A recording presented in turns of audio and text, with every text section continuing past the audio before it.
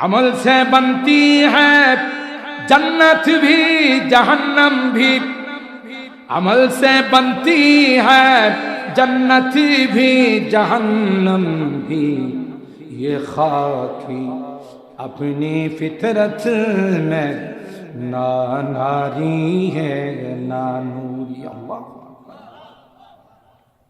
আমল দি কবরের জগৎ সাজবে, কবরের ঘরটা আমল দি সাজাইবা, পরকালের ঘরটা আমল দিয়া সাজাইবা। আমল যদি সুন্দর হয় কবরের ঘরটাও সুন্দর। সুবহানাল্লাহ। আমল যদি সুন্দর না হয়, আমল যদি অন্ধকার হয় কবরের ঘরটাও অন্ধকার হয়। কবরের ঘরের মধ্যে সাপ বিচ্ছু থাকবে, ঠিক কিনা বলুন? আল্লাহ কোরআনে কারীমের আয়াতের মধ্যে জানিয়ে দিলেন, কুল্লু নাফসিন যায়িকাতুল মাউত, এমন কোন প্রাণী নাই যে প্রাণী মৃত্যুবরণ করবে না। আছে? মৃত্যুবরণ করা ছাড়া কেউ আছে? হ্যাঁ, আমেরিকার প্রেসিডেন্ট ডোনাল্ড ট্রাম্পের কাছে আজরাইল যাইতে ভয় পাবে, যেহেতু আমেরিকার প্রেসিডেন্টের কাছে কি আছে? পারমাণবিক আছে, অ্যাটম বোম আছে, ব্যালিস্টিক ক্ষেপণাস্ত্র আছে, ক্রুজ ক্ষেপণাস্ত্র আছে। এই জন্য আজরাইল যাওয়ার সময় একটু চিন্তা ভাবনা করা যাবে, যদি আমার উপরে অ্যাটম বোম মাইরা দেয়। এই জন্য ডোনাল্ড ট্রাম্পের কাছে আজরাইল যাবে। বলেন, হ্যাঁ? দাদা নরেন্দ্র মোদীর কাছে যাব না, ভ্লাদিমির পুতিনের কাছে যাব না, চায়নার প্রেসিডেন্ট শি জিনপিং এর কাছে যাইব না। হ্যাঁ, যাইব? কেউ বাঁচতে পারবে না মৃত্যুর চুবল থেকে। আল্লাহ বলেন, আইনামা তাকুন ইউদরিকুমুল মাউত ওয়ালাউ কুনতুম ফি বুরুজিম মুশাইয়াদা। গ্লাসের দুর্গের ভিতরে যদি তুমি আত্মগোপন করো, ওখান থেকেও তোমাকে নিয়ে আসো। পৃথিবীর কোথাও আত্মার কোনো খাবার নেই, কারণ এই রূহটা, আত্মাটা পৃথিবীতে জন্ম নেয় না, এটা আসমান থেকে আসছে, আজিম থেকে আসছে। কোরআনে কারীমে আল্লাহ রাব্বুল আলামিন বলেন, হে নবী, কাফের মুশরিকরা আপনাকে প্রশ্ন করবে রূহ সম্পর্কে। তিনটা প্রশ্ন করবে, এর মধ্যে একটা হলো ওয়ায়াসআলুনাকা আনির রূহ, রূহ সম্পর্কে আপনাকে জিজ্ঞাসা করবে। আপনি কি জবাব? আপনি তাদেরকে স্পষ্টভাবে জানিয়ে দিন, কুলির রূহু মিন আমরি রাব্বি ওমা উতীতুম মিনাল ইলমি ইল্লা কালিল। রূহ এটা আল্লাহর একটি অর্ডার। অর্ডার দিলে বডিতে ঢুকে, আবার অর্ডার দিলে বডি থেকে বের হয়ে চলে যায়, ঠিক কিনা বলেন? তাহলে রূহের সম্পর্ক কি দুনিয়ার সাথে না আসমানের সঙ্গে? বলেন, লেনদেন। আপনারা কিছু বলবেন, আমি কিছু বলবো, এটারে বলে লেনদেন। দুই পক্ষ থেকে কিছু না হলে আমি একতরফা বয়ান করলাম আর আপনারা কিছু বললেন না, ঠিক কিনা বলেন? তাহলে হবে না। যেমন অনেক বক্তা আছে, কানে ধরে আওয়াজ করে, চোখ বন্ধ করে আওয়াজ করে, ঘন্টাখানেক ওয়াজ করার পর দেখা যায় মাঠ অল ক্লিয়ার। মাঠ অল ক্লিয়ার বুঝেন তো? পুরো মাঠ খালি। বক্তা বয়ান শেষ করার পর অপারেটর সব মাইকওয়ালা যা আছে তার দিকে তাকায় বলে যে, বাবা, আমার ওয়াজ যদি কেউ বুঝা থাকে তাহলে তুমি বুঝছো, সব গেছে গা। মাইকওয়ালা দুই হাত বাড়ায় কয়, হুজুর বেয়াদবি মাফ করেন, আমার যদি মেশিনারিজ না থাকতো সবার আগে আমি যেতাম। আপনি কি মনে করছেন আপনার ওয়াজে লাগে বই বেশি? ঠিক না? এটা একটা ক্লাস, পরকালের ক্লাস, গুরুত্বপূর্ণ ক্লাস। এখানে যা আলোচনা হবে সেগুলো আমাদেরকে মনে রাখতে হবে, আরেকজনকে শোনাইতে হবে, চর্চা করতে হবে এবং আমাদের নিয়তে শুনতে হবে, ঠিক না? ঠিক। আল্লাহ আমাদের তৌফিক দান। আমি আশপাশে যারা বাসাবাড়িতে, দোকানপাটে, রাস্তাঘাটে আছেন, অত্যন্ত বিনয়ের সাথে আপনাদেরকে বলব, মেহেরবানি করে প্যান্ডেলের ভিতরে চলে আসুন। খুব লম্বা আলোচনা হবে না। আজকের মূল উদ্দেশ্য হলো এখানে মুরব্বীদের রুহের মাগফিরাত কামনায় দোয়া করা। এই বিষয়ের উপরে আমি কিছু আলোচনা করার নিয়তি উদ্দেশ্যেই মূলত কোরআনুল কারীমের সূরা আলে ইমরানের এই আয়াতে কারিমা তেলাওয়াত করেছি। অনেকগুলো হাদিস থেকে ছোট্ট একখানা হাদিস পাঠ করেছি। চেষ্টা করব এর উপরে কিছু আলোচনা করি, আপনাদেরকে নিয়ে আখিরি মোনাজাত করার জন্য। আল্লাহ আমাদের তৌফিক দান করুন। বলেন মোনাজাতের আগে কে কে যাবেন একটু হাত তোলেন তো দেখি। মোনাজাত করে কে কে যাবেন একটু হাত তোলেন। লিল্লাহে তাকবীর, লিল্লাহে তাকবীর। আপনার আল্লাহ হাত কবুল করেন, আমিন। আমরা কিন্তু এক সময় রূহের জগতে ছিলাম। কোন জগতে বলেন, কোন জগতে? এটাকে আলামুল আরওয়াহ, সমস্ত আদম সন্তান রূহের জগতে ছিলাম। ওখানে আল্লাহ আমাদেরকে তার একত্ববাদের তাওহীদের সবক শিখাইছে। গায়রুল্লাহ, মূর্তি দেবতা, খাজা বাবা, গাঞ্জা বাবা, কেবলা বাবার সামনে মাথা নত করা যাবে না, এই কথা আল্লাহ আমাদের শিখাইছে।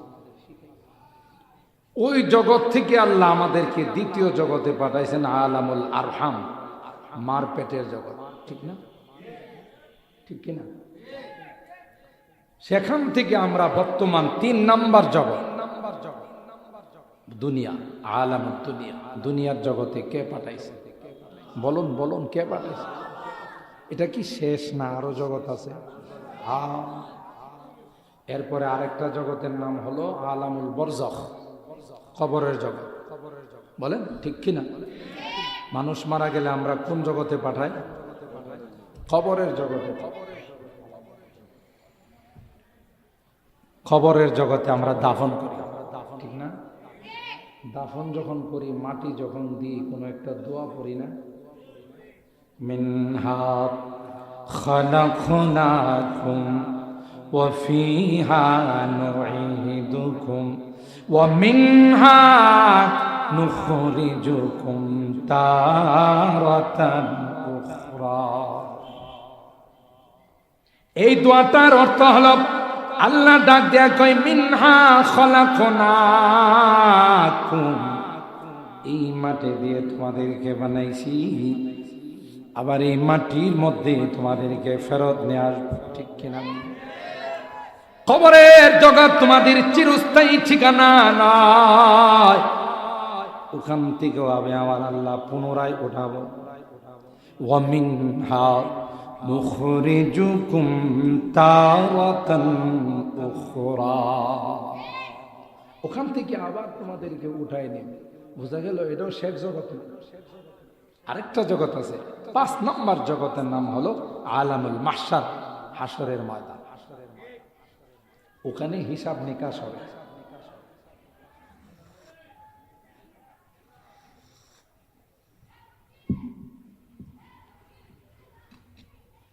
আলামুল মাহশার, হাসরের ময়দানে সকল আদম সন্তানকে আল্লাহ একত্রিত করবেন। কে একত্রিত করবেন? ওখান থেকে আবার ফাইসালা হবে, সিদ্ধান্ত হবে তোমার দুনিয়ার জীবনটা কেমন। আমল সে বনতি হ্যায় জন্নত ভি জাহান্নাম ভি, अमल से बनती है जन्नत भी जहन्नम भी, ये खाकी अपनी फितरत में ना नारी है ना नूरी। अल्लाह আমল দি কবরের জগৎ সাজবে, কবরের ঘরটা আমল দি সাজাইবা, পরকালের ঘরটা আমল দিয়া সাজাইবা। আমল যদি সুন্দর হয়, কবরের ঘরটাও সুন্দর। সুবহানাল্লাহ। আমল যদি সুন্দর না হয়, আমল যদি অন্ধকার হয়, কবরের ঘরটাও অন্ধকার হবে। কবরের ঘরের মধ্যে সাপ বিচ্ছু থাকবে। ঠিক কিনা বলুন? আল্লাহ কোরআনে কারীমের আয়াতের মধ্যে জানিয়ে দিলেন, কুল্লু নাফসিন যায়িকাতুল মাউত, এমন কোন প্রাণী নাই যে প্রাণী মৃত্যুবরণ করবে না। আছে? মৃত্যুবরণ করা ছাড়া কেউ আছে? হ্যাঁ, আমেরিকার প্রেসিডেন্ট ডোনাল্ড ট্রাম্পের কাছে আজরাইল যাইতে ভয় পাবে, যেহেতু আমেরিকার প্রেসিডেন্টের কাছে কি আছে? পারমাণবিক আছে, অ্যাটম বোম আছে, ব্যালিস্টিক ক্ষেপণাস্ত্র আছে, ক্রুজ ক্ষেপণাস্ত্র আছে। এই জন্য আজরাইল যাওয়ার সময় একটু চিন্তা ভাবনা করা যাবে, যদি আমার উপরে অ্যাটম বোম মাইরা দেয়। এই জন্য ডোনাল্ড ট্রাম্পের কাছে আজরাইল যাবে না। বলেন, হ্যাঁ? দাদা নরেন্দ্র মোদীর কাছে যাব না, ভ্লাদিমির পুতিনের কাছে যাব না, চায়নার প্রেসিডেন্ট শি জিনপিং এর কাছে যাইব না। হ্যাঁ, যাইব? কেউ বাঁচতে পারবে না মৃত্যুর চুবল থেকে। আল্লাহ বলেন, আইনামা তাকুন ইউদরিকুমুল মাউত ওয়ালাউ কুনতুম ফি বুরুজিম মুশাইয়াদা। গ্লাসের দুর্গের ভিতরে যদি তুমি আত্মগোপন করো, ওখান থেকেও তোমাকে নিয়ে আসো। এটা কিন্তু আমরা করোনার সময় দেখছি। ভিআইপি এরা কিন্তু লোক সমাজে আসে নাই, এরা গ্লাসের ভিতরে ঢুকছে, ভার্চুয়ালে কথা বলছে। কি জন্য? যদি সামনাসামনি যায় আর করোনা যদি আমার দেখা ভালো, ঠিক না? এই বড় বড় মন্ত্রী, মিনিস্টার, সচিব, মহাসচিব যারা ছিল, ওরা সব গিয়ে গ্লাসের ভিতরে ঢুকছে। আপনাদের কি ধারণা ওই গ্লাসের ভিতর থেকে কি মারা যায় না? বরং আমার যেটা জানা, এই করোনার সময় অধিকাংশ এই ভিআইপি গুলোরই করোনা নিছে। সাধারণ মানুষ যারা মাস্ক টাস্ক কিছু বোঝে না, এদেরকে সাংবাদিকরা বলছে, এই চাচা মাস্ক পরে মাস্ক কিসির রে, ধমক দিছে না? কেন মাস্ক লাগাইতে হবে, নিরাপদ। মাস্ক লাগাইলে কি আমার করোনা ধরবো না? আমার যদি হায়াত না থাকে, মাস্ক লাগাইলেও ধরবো, না লাগাইলেও ধরবো, ঠিক না? আর ভিআইপিরা কি লাগাইছে দেখছেন? মাথার মধ্যে টুপি লাগাইছে, ঠিক না? পুরা পুরা বডিটা প্যাকেট করে ফেলাইছে। হ্যান্ড গ্লাভস, একটু একটু পরে হ্যান্ড স্যানিটাইজার দিয়ে হাত ধুইছে, যদি করোনা হাতে লাগিয়ে থাকে, ঠিক না? দেখা গেছি কি করোনা এই সকল ভিআইপিদের গ্লাসের ভিতরে ঢুইকা কয়, স্যার আসসালাম আলাইকুম। তো স্যার কই, তুমি কেডা? কই, স্যার আমি এলাম করোনা। তুমি করোনা এখানে ঢুকলা কেমন?